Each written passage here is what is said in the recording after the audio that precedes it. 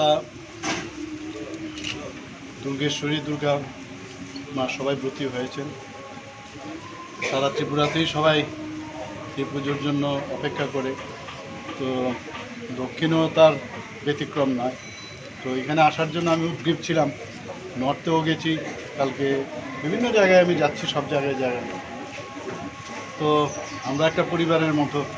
আমাদের এই সরকারের যারা যারা আছেন সবাই, আমাদের এমএলএ থেকে শুরু করে আপনাদের এমএলএ এখানে সবাই চিনেন, ওনাকে সবাই জানেন, সবাই ভালোবাসেন। শঙ্করবাবু শুদ্ধ, আমি যেখানে যেখানে যাই, মন্ত্রী হোক, বিধায়ক হোক বা বিধায়িকা হোক, তাদেরকে নিয়ে আমি সব জায়গায় যাচ্ছি এবং মানুষের ভালোবাসা আমি পাচ্ছি।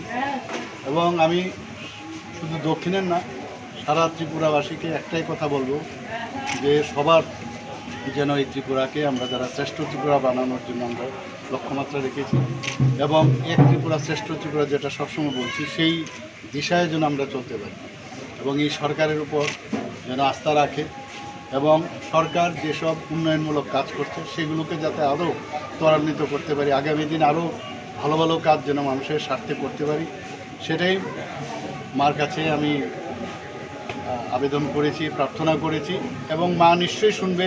কিন্তু সর্বোপরি আমার যারা এই অত্র এলাকার থেকে শুরু করে সারা ত্রিপুরার যারা আমার ভাই ও বোনেরা আছে, তারা যখন সাপোর্ট করবে তবেই এটা সম্ভব।